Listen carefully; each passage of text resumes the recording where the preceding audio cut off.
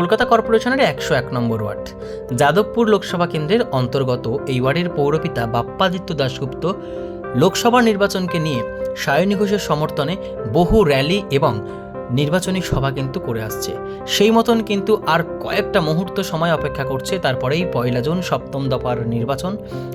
আর সেই নির্বাচনকে কেন্দ্র করে সায়নী ঘোষের সমর্থনে আজকের এই জনসভাতে উপস্থিত ছিলেন কৃষ্ণনগরের সাংসদ প্রার্থী মহুয়া মৈত্র এবং তমলুক লোকসভা কেন্দ্রের প্রার্থী দেবাংশু ভট্টাচার্য। কি বললেন তারা?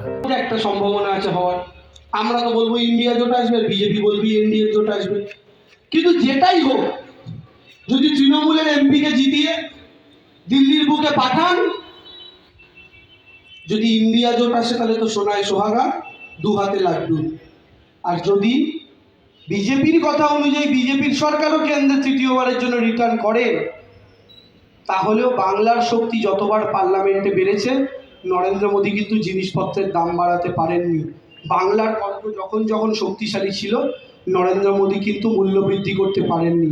তার প্রমাণ 14 থেকে 19 যখন তৃণমূল 34, তখন গ্যাসের দাম বাড়েনি। 14 থেকে 19 যখন তৃণমূল 34, কেরোসিন তেলের দাম বাড়েনি।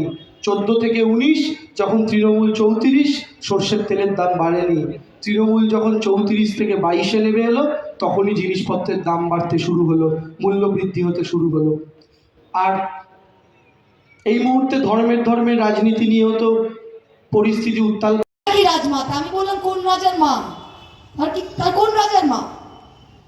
আমি আমার নিজের বিরুদ্ধে প্রার্থীর নাম জানলাম তো এখানে যাদবপুরে কে বিজেপিতে দাঁড়িয়েছে তার নাম আমি জানবো কি করে? কারণ ওরা তো বলছে 42টা সিটেই মোদী প্রার্থী। তা আমি আজকে বলতে এসেছি যে আমি জলজ্যান্ত উদাহরণ, আমি লিভিং এক্সাম্পল, যে মোদীর মতো মিথ্যাবাদী, অপদার্থ, অযোগ্য প্রধানমন্ত্রী এবং ভীতু প্রধানমন্ত্রী ভারতবর্ষের সিংহাসনে কোনোদিন বসেনি। আমি লিভিং এক্সাম্পল যে মোদির বিরুদ্ধে দাঁড়িয়ে লড়াই করে, কেবল লড়াই করা সম্ভব নয়, মোদির বিরুদ্ধে দাঁড়িয়ে তাকে ভয় পাইয়ে তাকে লেজ গুটিয়ে পালিয়ে যায় মোদি, সেটা আমি জলজ্যান্ত এক্সাম্পল। কারণ ওরা অক্টোবর মাসে আমাকে বহিষ্কার করেছিল। আচ্ছা, একটা সংসদীয় গণতন্ত্রে, পার্লামেন্টারি ডেমোক্রেসিতে আপনি একটা এমপিকে সরাবেন কি করে? পূর্ণভাবে বোকা না হলে, মানে কেউ কাউকে, আমাকে যেরকম ওরা ক্রিয়েট করেছে, আমাকে ওরা তৈরি করে দিয়েছে, আমাকে একটা পাতের মধ্যে, থালার মধ্যে আমাকে আমার সেলিব্রিটি নাম বিজেপি হাতে দিয়ে দিয়েছে। রাইট ও রং? রাইট ও রং? আজকে আমি সারা ভারতবর্ষে, আগে যদি আমাকে 3টে লোক চিনত, এখন 30টা লোক চেনে।